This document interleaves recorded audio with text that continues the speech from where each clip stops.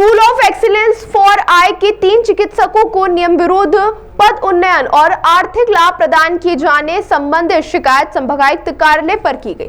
शिकायतकर्ता कमल गोस्वामी ने दिए गए आवेदन में उल्लेख किया कि school of excellence for I के 3 चिकित्सकों को नेशनल मेडिकल कमीशन के मानकों एवं मेडिकल एजुकेशन सर्विस रूल्स के विपरीत कूटरचित दस्तावेजों का प्रयोग कर नियम विरुद्ध प्रमोशन दिया गया। शिकायतकर्ता ने आरोप लगाया कि 3 चिकित्सकों की मूल नियुक्ति शुरुआत से ही गलत की गई थी। इनकी नियुक्ति की वैधता का मामला उच्च न्यायालय में विचाराधीन है। हालांकि मामले में एमजीएम मेडिकल कॉलेज के डीन डॉक्टर अरविंद घनघोरिया का कहना है कि जिन डॉक्टरों का प्रमोशन हुआ है वह नियम अनुरूप ही किया गया है और इससे किसी भी तरह की अनियमितता की गई है। शिकायतकर्ताओं ने आवेदन देकर मामले की जांच करने और उचित कार्यवाही की मांग की है। कमल गोस्वामी ने वरिष्ठ अधिकारियों पर भी गंभीर अनियमितताओं के आरोप लगाए हैं।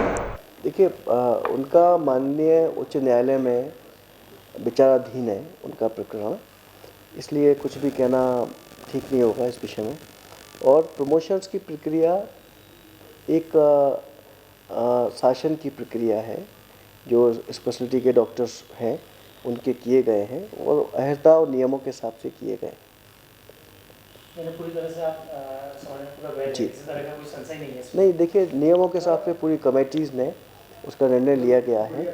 और क्योंकि वहाँ पीजी भी शुरू करना है, तो जब पीजी शुरू करने के लिए हमें चिकित्सकों को अपग्रेड करना पड़ा है और वो कार्य किया गया, वो नियम से किया गया।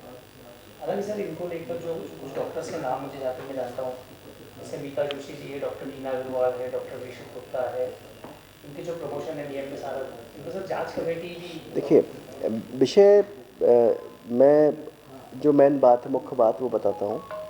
इनकी ये शिकायत थी कि इनके जो इंटरव्यूज़ हुए थे उसमें अहर्ता की कमी थी। क्योंकि उसके बाद में जब एक जांच भोपाल द्वारा जांच की गई वरिष्ठ कार्यालय से, तो उस जांच में क्लियर हुआ कि उनकी अहर्ताओं में पूर्ण पाई गई और उस जांच को बंद कर दिया गया। उसके बाद उस कार्रवाई में उनके प्रमोशन किए गए। सर, इस मामले में को शिकायतकर्ता जो है वो जो संभाग आयुक्त है उन्हें भी शिकायत की है इस मामले को लेकर? देखिए,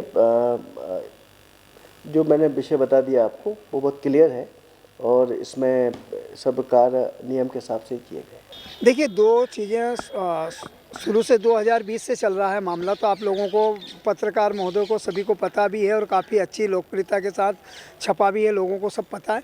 लेकिन इसमें क्या हुआ कि 5 साल तक किसी भी डीन ने उनके प्रमोशन नहीं किए, क्योंकि उनकी जो नियुक्ति थी वो एमसीआई के अंतर्गत नहीं थी और विज्ञप्ति जो जारी हुई उसके आधार पे भी उनकी नियुक्तियां नहीं होनी थी, फर्जी नियुक्तियां हैं।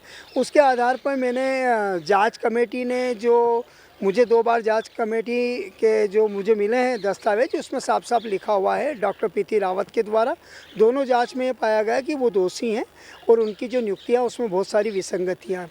उसके बाद फिर भोपाल से एक लेटर आया था डीन के नाम कि भाई आप जांच करवा के प्रतिवेदन पहुंचाएं। तो हमारे जो डीन साहब हैं बहुत अभी डॉक्टर अरविंद घनघोरिया जी, उनको अनुभव नहीं है कि एमसीआई के रूल्स होते हैं उसके आधार पर नियुक्ति होती है, क्योंकि सभी सुपर स्पेशलिटी जितने भी हॉस्पिटल है उसमें एनएफसी के रूल होते हैं, उसके आधार पर नियुक्तियाँ होती है। और हमारे इंदौर में ही स्कूल ऑफ एक्सीलेंस में ऐसा हुआ कि उन्होंने अथवा करके नियुक्तियाँ कर दी और उसमें जो क्वालिफिकेशन नहीं थी उनके आधार पर उनकी नियुक्ति कर दी गई और अपने मन से उन्होंने कुछ चेंजेस अनुसूची में और विज्ञप्ति में किए थे, जिसके आधार पर भी उनकी नियुक्तियां नहीं होनी थी। अब हमारे डीन महोदय ने क्या करा, अरविंद घनघोरिया जी ने उनके प्रमोशन कर दिए, जबकि हाईकोर्ट में लंबित मामला है, प्रमोशन कर नहीं सकते। और अगर करना थे तो पहले कम से कम उच्च न्यायालय में अवगत कराना था कि हम इनके प्रमोशन कर सकते हैं, क्योंकि पहले के डीन जितने भी रहे, चाहे संजय दीक्षित जी रहे, वीके पांडे जी रहे और अशोक यादव जी ने, उन्होंने उनके प्रमोशन नहीं किए। ना ही जो एमजीआई मेडिकल कॉलेज की जो जाँच कमेटी थी उन्होंने भी उसके प्रमोशन नहीं किए। लेकिन क्या पता क्या डीन साहब का क्या हुआ, या क्या उन्होंने ऐसा भ्रष्टाचार किया, या क्या ऐसी नोटशीट चलाई कि उनके प्रमोशन किए। तो मैंने कल ही संभाग आयुक्त को इसके बारे में बताया है कि भाई इनकी जो नियुक्तियाँ हैं फर्जी हुई थी, प्रमोशन हो नहीं सकता और आर्थिक लाभ देने के लिए अगर इनको प्रमोशन किए गए हैं तो निश्चित रूप से डीन के ऊपर कानूनी कार्रवाई होना चाहिए। जो भी अधिकारी इसमें डीके शर्मा जो अधीक्षक है वो हैं और डीन है, उनके ऊपर कानूनी कार्रवाई होना चाहिए।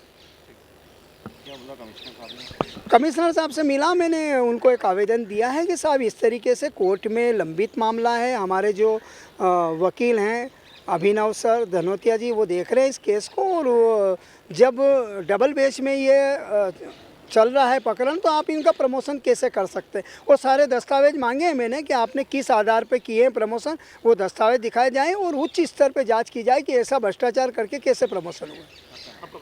मैं डॉक्टर कमल गोस्वामी, भारतीय जनता पार्टी चिकित्सा प्रकोष्ठ का इंदौर जिले का सह संयोजक भी हूँ और RTI एक्टिविस्ट भी हूँ।